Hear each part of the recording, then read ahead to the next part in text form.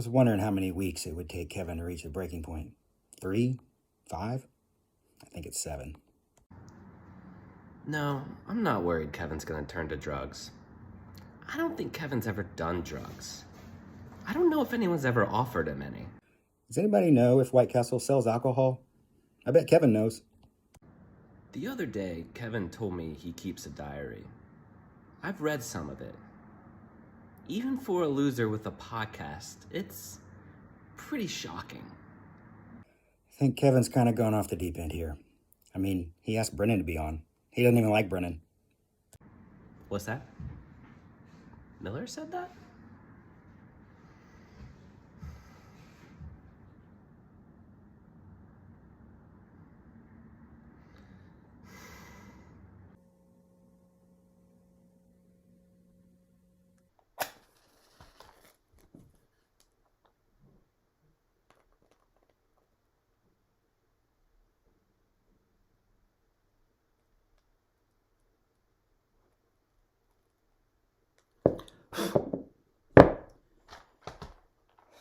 Joe Buck, I've disparaged your name. I'm lighting this candle of repentance. Wash away all the evil from my team. From now on, I will be known as 7-7. You know what? I play Adam this week. I wonder what 6-8 sounds like. You think 6-8 gets me into the playoffs? Probably not. You know what? Forget all this. On to the podcast.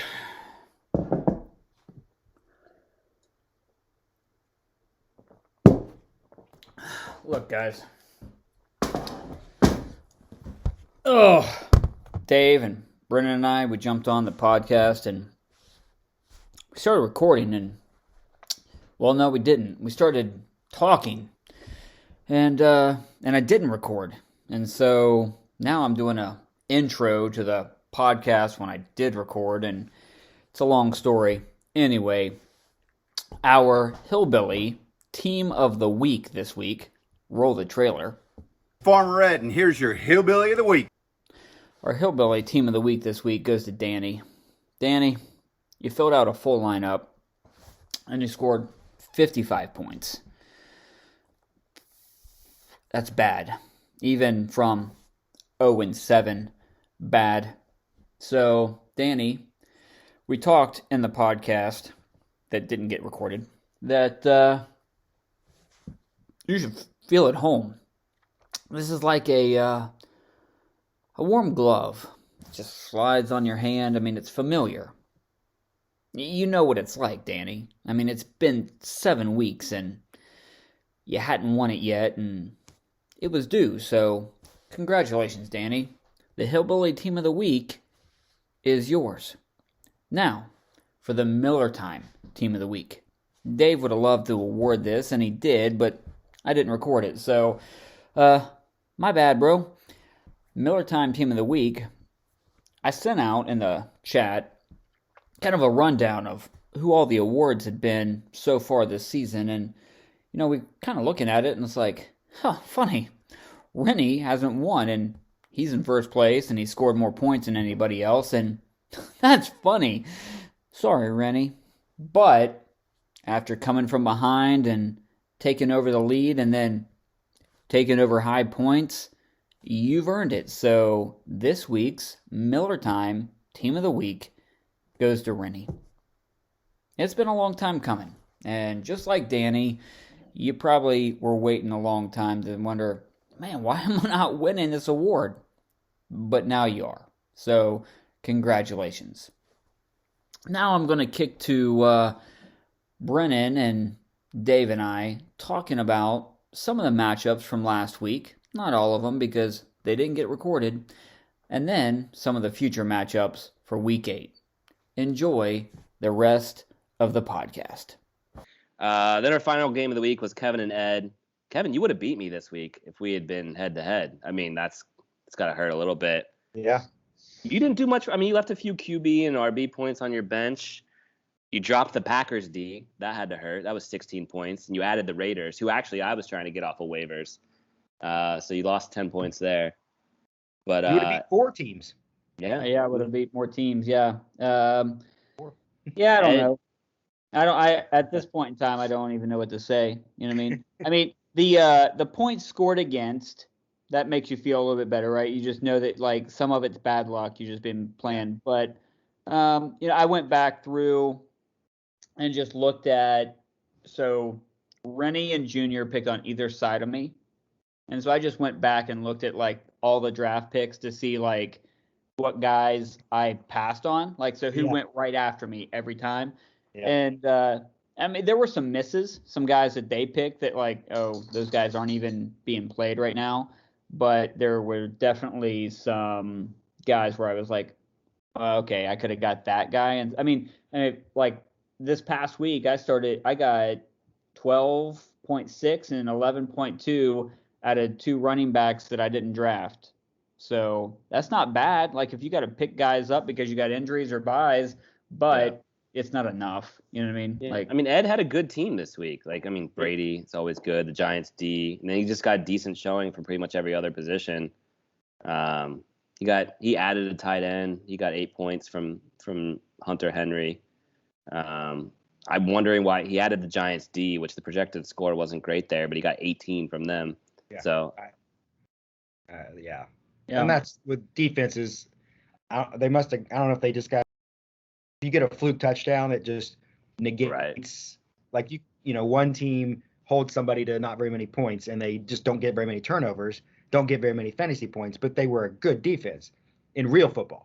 Right. But in fantasy, you could give up 25 and get a fluke touchdown and score more points. So it's one of those just kind of flip a coin kind of thing. Yeah. So that's the rundown from the games last week. Yeah, so this is the first time this has ever happened to me. We'll see if what happens with it. Hopefully it's not a big deal. But I just hit the record button on this Teams thing like 2 minutes ago because I forgot when we first got on. So hopefully it goes back and captures the whole thing. And if it doesn't, people are gonna be really mad at me. So, but so is there a way to see that? Well, it like. I feel like in the past, like even though I hit it like wherever I hit it, it records the whole call, but I don't know. So it's tough to know at this point. So without stopping it and letting it render and downloading it. So we're gonna push on, and then I'll apologize to the entire fantasy football league later. So if I have to, we better make this last 20 minutes just gold. This last segment's going to be gold. So I used up all my good stuff in the first half. Well, that was all in the past. Now we're looking in the future. That's true. That's what people care about. That's what people care about. So week 8. Wait, before we move on to week 8, can we talk about my poll a little bit? Oh, yeah. I don't know. I was surprised by the results. I'm not surprised, but I'm kind of surprised. I was a little bit surprised. Yeah, I mean, Here's what I believe. I believe that every person wants to think that they would do the right thing. I disagree that it's the right thing, but please continue. No, I mean just like, okay. Everybody wants to believe that they would be kind or generous, right? But then if put in that situation, and here's the problem, even with that guy, like I watched it, he was on a show yesterday, like he was being interviewed. You can't think properly in that moment. Yeah. Right. You know what I mean? Like, I feel like every person panics. Like, if somebody walks up to you and is like, hey, we need that football, Tom Brady would really like that football back. You're kind of like, I mean. Do I have to give it back? Maybe you know what you have. You know what I mean? Like if somebody would have said, hey, timeout. Let's walk over here in conference. That football you've got's worth $500,000. Do you want to give it back? No, but you know what I mean? I'm just saying that like in that moment with all that chaos going on, you can't process that. I guess I feel like there's too many examples of situations where players take care of people. Yeah. Like there's no fear really that you're going to get screwed and you're not going to get anything. So holding out, Like, how do you, like, once you go home, how do you prove that that's the ball that you say it is? Numbered. Yeah. You know, I don't. I mean, and like I feel like they were super generous with what they gave him. Like by the end of it, he got season tickets for this year. Last year, he got a Bitcoin, which I think probably came out of some sort of crypto sponsorship with Brady. So I mean, that's $60,000 plus right there. Yeah, he said Bitcoin, but Brady and Steph Curry and some of these guys went into their own coin. So is it really that he gave him a Bitcoin, or did he give him a cryptocurrency of the one that Brady just went in on? Oh, I saw it was a BTC, but I could be wrong. I mean, so I feel like that's what he said, but I just heard that Brady and Steph Curry went in like partners on this, like a new that would make digital sense. currency. Yeah. I don't know. It's interesting. There's part of me that just bristles at the idea that, like, you know, Tom Brady's worth $250 million that the government knows of. And, you know, the Buccaneers are worth $3 billion, and the league as a whole is almost $100 billion. And they're just like, hey, man, you're a jerk if you don't give us this ball back for free. They're just like, come on, just make me an offer. Like, I'm not trying to keep it from you. I don't really want to go through the hassle of auctioning it, but like, I don't know. It's a business. The NFL is a business. I wouldn't just donate money to Amazon because it's the right thing to do. That was kind of my thing. And that's where there's not much. I don't know of any examples. Like, you never hear it come out of, hey, I gave this back and I never got anything, because that's bad press. Like, right. You end up getting taken care of, you know. But usually, I was just worried it was going to be like a jersey and a helmet or something like that's, and a meet and greet with Tom Brady. But like, and who knows if he would have got 500,000, right? Like, that auction houses love to say that was worth this much because that's what gets their name in the newspaper as well. But the guy on the show, he asked, so they asked him if he wanted to renegotiate.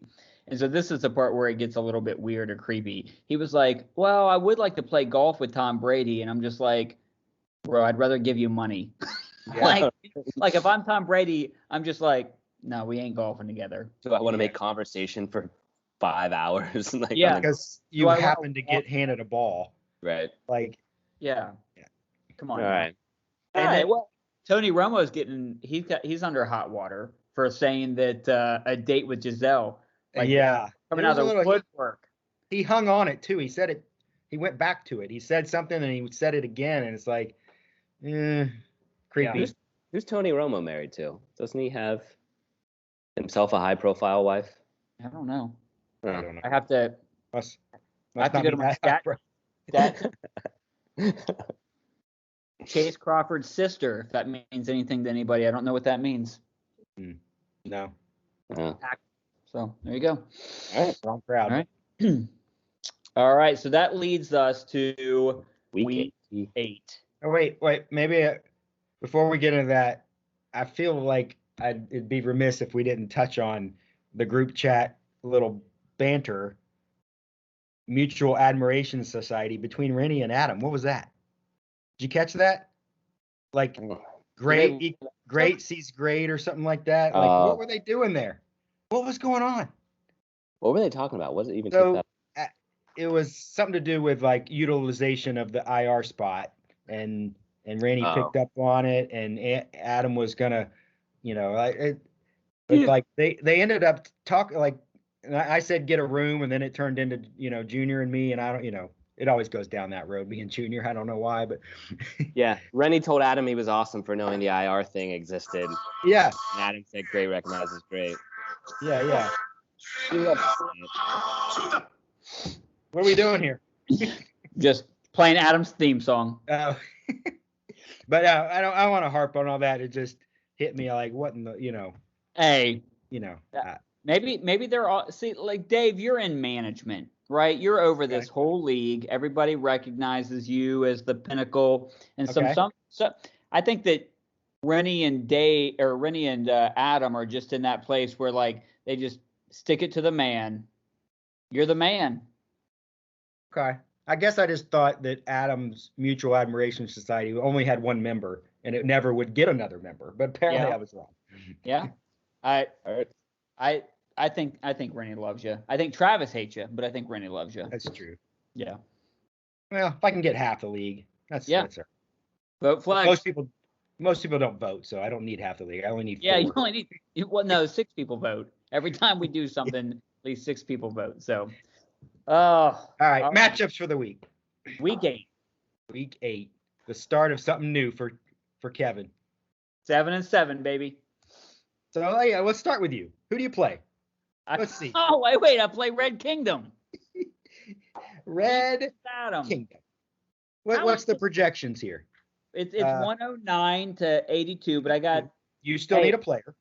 Listen to me when I say I may or may not have 12 waiver things that are waiting to process tomorrow. So you need a kicker, which 9 or 10 points right there puts you at 91. You're still supposed to lose by a lot. I'm supposed to lose by a lot. Yeah, but don't you think that Matt Stafford and the LA Rams are due for a letdown game? And what better game to be a letdown than against? I mean, is any team better or hotter than Houston? I mean, look at how. Oh wait, no, they suck. Okay, so they let down 15 points. Yeah. That still doesn't put you in the ballpark. It doesn't. Look, I think Adam's got to be a little bit worried about Chubb, though. I mean, supposedly Chubb's going to be ready to play on Sunday. But, after you saw Dearness Johnson, how many touches? It would really break my heart if Chubb had to sit another week. No, hey, if Adam wins, am I allowed to protest because I think that the trade was illegitimate, that Adam walked across the street and made a neighbor deal to get Chubb? I mean, that would be really sad of you. That would be like claiming the election was fraudulent. I mean, obviously, at this point, it hasn't worked out for either one of them. Yeah. Adam's got 0 points out of Chubb, and Miles Sanders is hurt, and did Higgins do much? He did a little bit, but with Lamar Chase there, Higgins is such an afterthought. So, yeah. So far, that trade's been a wash. Nothing. So you guys are feeling more 6-8 than 7-7. Is that what I'm hearing? I mean, a lot has to go wrong for you to win. I'm rooting for 0-14. That's where I'm at right now, man. Okay, it's good to know where we all stand. But I want you to keep trying, because if you stop trying, it's just gonna sully the whole thing. I was kind of with Dave. I thought that there were 11 teams in this league that hated Adam, but the fact that you're rooting for him to win just shows me. I mean, I learned a little bit about you. I thought we went way back, but it's fine. He's not going. It's not you. It's history. It's records. That's what he's thinking. A legacy. Legacy. What's a term for a bad legacy? Is there a term for that? Oh, right there.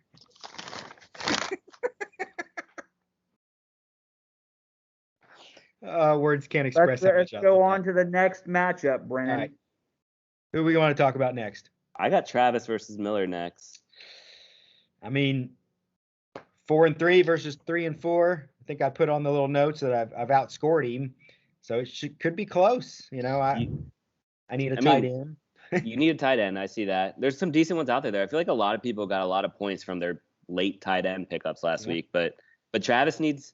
If Darnold produced well in the beginning of the season, so if his quarterback can come back, I don't see how he loses. But you never know. Maybe Travis watches the podcast and he swaps out his QB, Dave. You ever think about that?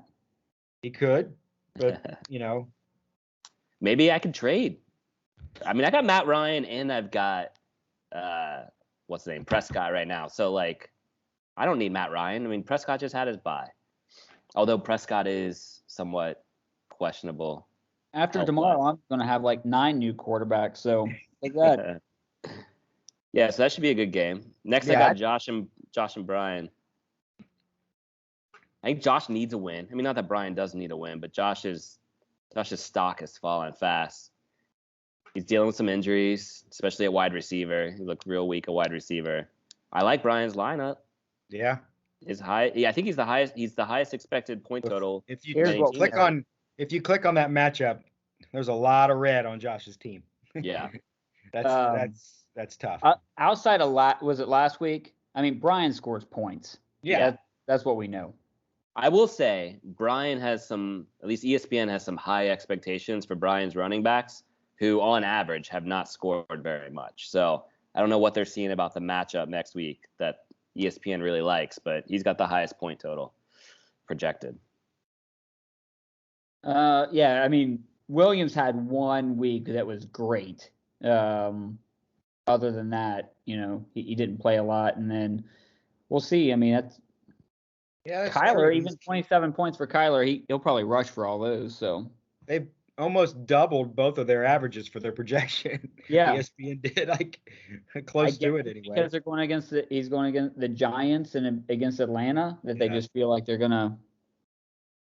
Yeah. Yeah. The way Kansas City's playing, they're not getting a lot of yardage and keeping the ball. Two of his wide receivers, Metcalf and Hill, their stocks just got to be going down because those teams are going down. Yeah. But we'll see. I got Ed and Jr. next. Can the Lumberjacks? I already told you. Ed's my sleeper pick. Yeah, Junior needs a quarterback. Yep. And he has to hope Henry keeps performing. I mean, he's been. Yeah. Henry's been carrying Junior's entire team.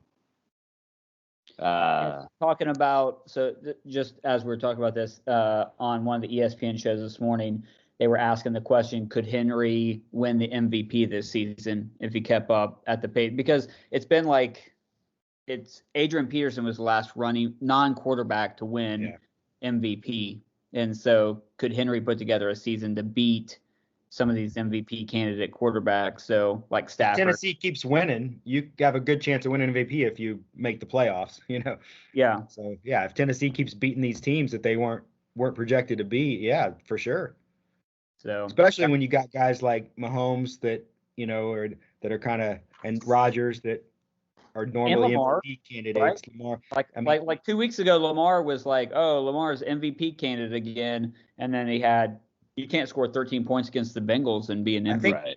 I think Kyler's the only quarterback that's started off MVP kind of buzz and has kept it.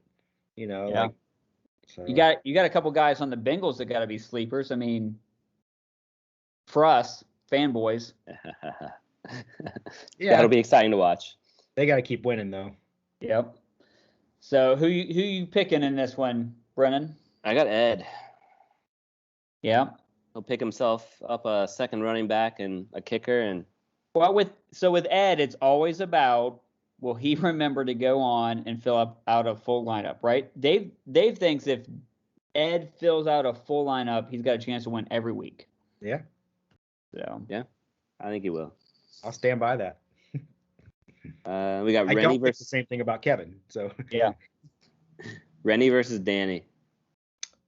Man, what a rough go for Danny. You come off a 50 spot and you play the team that wins. He's got high points. All they do is win or barely lose to a good team. You got to think that the Bengals are just salivating against the Jets. Yeah. Yeah. The only thing is if they get up big early and his guys don't actually get the touchdowns, then they'll sit them and it'll be a lot of subs or something. I know that we were talking okay, we already know Rennie made a good pick in the 5th round with Chase. That's been determined, but and it's the steal of the draft. I don't even think you can quantify how good he's been. I thought that AJ Green had a great rookie season, and this is and it just because it was good, right? It was we hadn't had a receiver, Ocho Cinco gone and all that, but Chase is otherworldly. That play where he catches it amongst 3 guys, spins around and runs to the. I mean, you don't teach that. It doesn't happen to every player ever. Yeah. It only happens to people like Tyreek Hill. Maybe back in the day, Deshaun Jackson used to have plays like that, and now Jamar seems to make them where he stops and turns around and catches the ball and then runs past everybody. And then Brennan, I know he says he doesn't actually watch live football, but his last 2 minutes, Chase, he's unbelievable, right? He's got more points in the last 2 minutes of the first half than any player on my team. That's funny. Yeah, I mean, I honestly look at Rennie and I go, so he's got to pick up a tight end. That's semi-tough decision. But then like he's got 2 decent quarterbacks projected the same, so that's like his toughest decision of the week. Does he have to pick up a tight end? He beats Danny without a tight end. He said he said he doesn't want. If there's somebody he doesn't want to drop, like if he doesn't want to drop, like he could leave it open and still win. But I think he figured it out, right? Did he figure it out that he could put Michael Thomas on IR? So now he did finally get him on there. So he's got that's a what the spot. IR thing was about. Okay. But he could use that spot to pick up somebody for next week, a bye or something. He doesn't need a tight end. I'd almost whoever he picks up, he'll beat Danny by more than that number of points. All right. So you guys are heavy favorites on Rennie. Yeah. Well, Danny doesn't have any wide receivers. Like he's got to just be crying about the lack of wide receiver production he's got. Yeah. And I don't know. I mean, I felt like that most years where wide receiver was the hardest one. Like you got to pick 3 of them and they're so spotty. Like Mike Evans has been solid for me, but honestly, I barely remember the other guys' names, but they tend to put up like almost 10 every week. So that's kind of what you need. Yeah. That's because your 2 other wide receivers play for teams that are like horrible. That was a big thing I learned is picking like mediocre players on good teams is probably a better decision than like great players on really bad teams. Although Dave has always said Allen Robinson. That's my go. He's a great he used to be great. And he's got a bad quarterback. He's had horrible quarterbacking this year and he's sucked. Yep. But so we're on to you versus Lee, and we're just talking about like mediocre. But Dave used to live by a mantra. Like he told me this. He would rather have the number 1 wide receiver, and I think I'm quoting you correctly. You'd rather have the number 1 wide receiver on a mediocre team than like the number 2 wide receiver on any good team. You used to always want number 1 wide receivers. Do you still feel that way? Not so much. Like because there's so many 3 wide receiver sets now, there's so much passing that you can. Yeah, no, it's not a hard fast rule that I follow anymore. Right. No, I don't follow that hard fast, but I'll, the Bengals are a good example of you didn't know that Jamar was going to be number 1. Like Higgins or Boyd coming into the season were probably, so picking them, you probably thought you were picking the 1 and 2, and then, all of a sudden they don't. So teams when it's not Hopkins, it's not, who the number 1 is, picking the number 2 sometimes, like. And then you got quarterbacks now like, Mahomes and several others that spread it around so much that, they throw it to 10, 12 different guys. Good luck picking the guy that gets 5, catches, Right. Yeah, it is. I mean, Chase has been great. Kupp's been great. But even on some of these good teams, it's like it bounces around from week to week. Yeah. Yeah. So how do you feel, Brennan, about your matchup because Lee did great last week, even though he's projected right now to not do so great, and he's got a full lineup. He scored really well last week. How do you feel about the chances? Well, I'm looking at Lee's team, and I'm like, he might get Gronk back this week, which, when you got Tom Brady throwing, it's always great news. So, I don't know. I feel better about my ability to put up 100-plus points, but it's going to kind of come down to who's got more players that just have great weeks. And we'll see. Yeah, so we talked about that. Like normally teams don't go quarterback, running back. You did. Did you do that intentionally, or did it just kind of like the way that the draft happened? And obviously it's worked out for you, so I wouldn't say that you have any regrets. But did you think about that at all? Only after it happened. Like I don't recognize those names. I didn't know both those guys were on Dallas. When Josh made that comment about me making his team Green Bay heavy, I was like, oh, didn't think about that. It makes me nervous a lot. You did it for both teams, didn't you? Yeah. I kind of made that mistake. So yeah, I look at it now and I get a little nervous, but I liked my running back situation. So I ever felt like if Zeke was a bad choice, I could swap out Kareem Hunt or Zach Moss and get some solid points. But Zeke's been great, and Dak is, except for I think the first week, held up his end of the bargain. So. It's worked out for you. It's worked out for Ed with Fournette and Brady for sure. Lee kind of went to Wentz later, but Wentz and Taylor have both put up points a lot of weeks.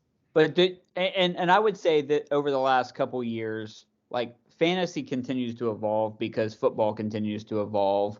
That used to be the rule, right? The rule was like wide receiver quarterback combo, that's okay. If you got the number one wide receiver and the number one quarterback, like if you had Devontae Adams, you have Aaron Rodgers on your team, you're going to double up on most of those points. Well, now you got, like Dave said, you got 3 wide receiver sets, so the ball's going all over the place. You can never guarantee which wide receiver is going to get the ball on any given week. But now, instead of handing the ball off, over half the teams throw these short screens, so your running back is just as likely to catch a touchdown from the 2-yard line as they are to get a running play from the 2-yard line. So, I know that Zeke's benefited from just as many passing touchdowns as he has, rushing touchdowns. So, that's the change in the NFL. Like the 2-yard pass is the old handoff. Yeah. I mean, how many times now, 1st and goal from the 2, 3, 4, 5, and that used to be guaranteed the first try that would be a run, right? No matter who the running back was. And now a lot of times it's a pass, Yeah. I mean, even Mixon is your more prototypical running back, and he's still catching the ball out of the backfield. Yeah, it's interesting. Heck, yeah. Henry threw a pass. Yeah. They said that we were talking about Henry being MVP. They said maybe he was like, well, maybe I got to throw for a few touchdowns if they're going to consider MVP. You know what I mean? It wasn't much of a throw, but it worked. They say it was a Tim Tebow pass. Run up to the line of scrimmage and just like shot put it to the court. Yeah. So, should be interesting, man. We got some good matchups. Like I always like to do this just because everybody probably knows where they stand. But we talked about this a little bit. Rennie 6-1. He's the odds-on favorite to win the league this season. But we've got 14 weeks, which means that everybody's got an extra week to try to catch Rennie. But Brennan's right behind him, and the points for. So Rennie, while he only has a 1-game lead, he kind of, with the points that he's scored, he's got a buffer there. So he's doing well. But Brendan Adam's and Adam, right there. Yeah, Brendan and Adam right there. Adam cannot feel good about being in 3rd place, knowing that he's got 126 points behind Brennan. You know what I mean? Or no, he's 126. No, it's only like 20 points, or no, like 4 points. But he's points against is only 120.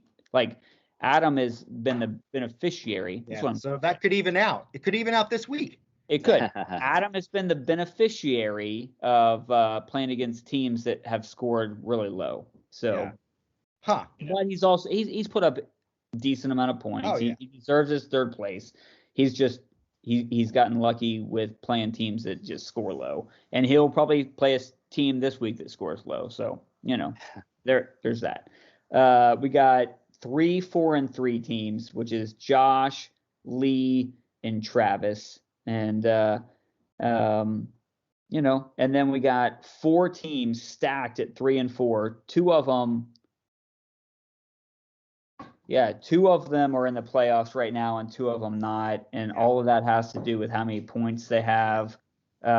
Junior and Danny have a lot of points to make up in order to catch up with Brian and Dave, but a win negates that. So no doubt. Like Brian and Dave got to keep winning, and with guys like Lamar Jackson and Patrick Mahomes on their team, a win's pretty easy to find sometimes. You know what I mean? Those guys can do a lot on their own. Ed and I are Ed's doing okay with 2 and 5. He just came off a win.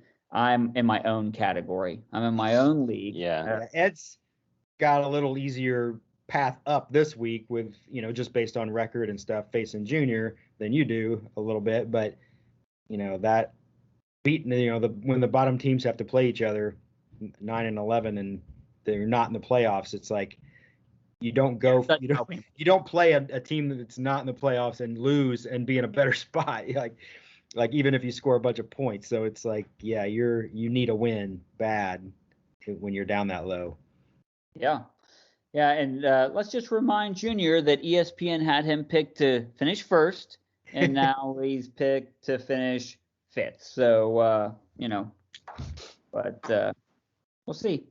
I was picked to finish 11th, and I'm picked to finish 12th now. So, maybe they're onto something. Brennan, thanks so much. He's joining us from luxurious downtown Cincinnati. Overview of the casino, and Dave from beautiful downtown Harrison. Thanks for being on tonight. Yeah. I hope the entire show recorded. If it didn't, there'll be a apology at the beginning of it, and I'll feel like a. Can you reenact the first half with puppets? Well, I'll just get on and be like.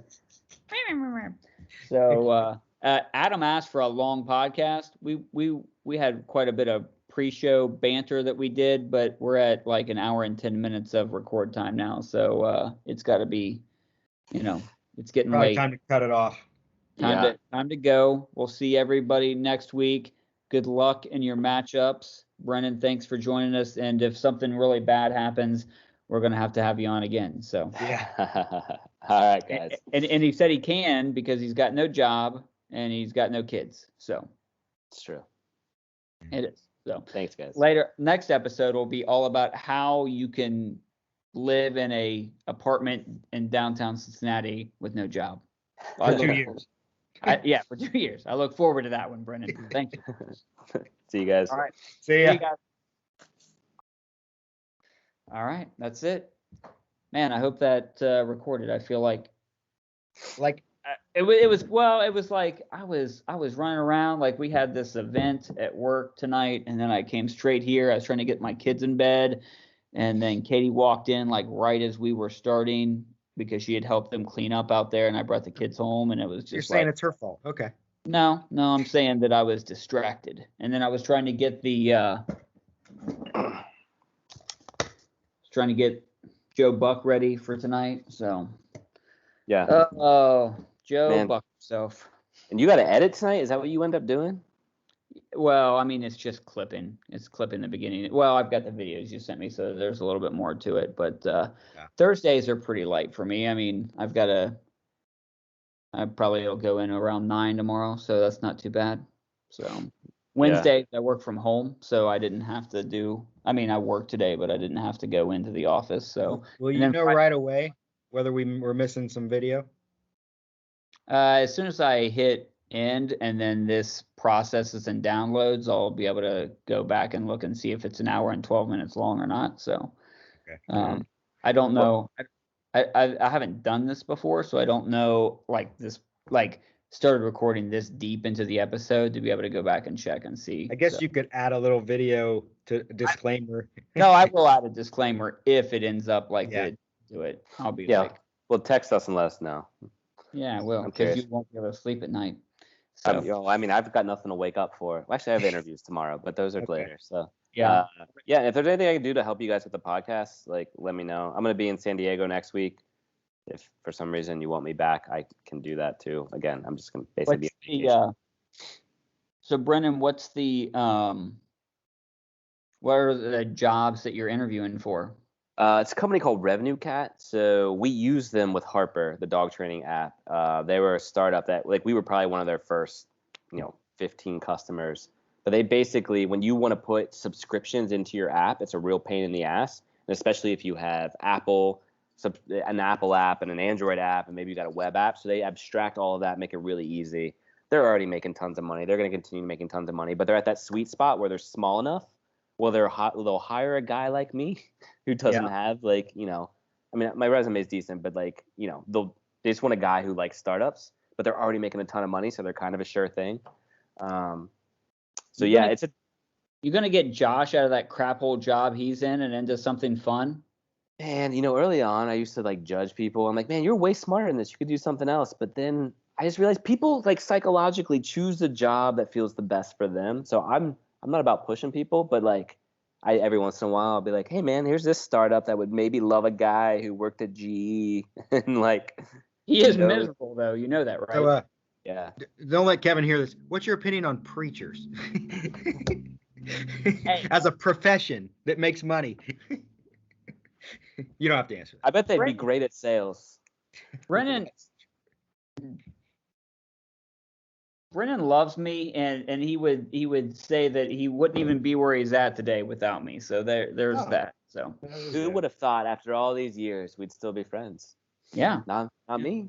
Yeah. I moved away. Dude, I'm not friends with anybody else that I was friends with when I met you, for starters. I was very influential on Brennan's life when he was young, so that's a good thing.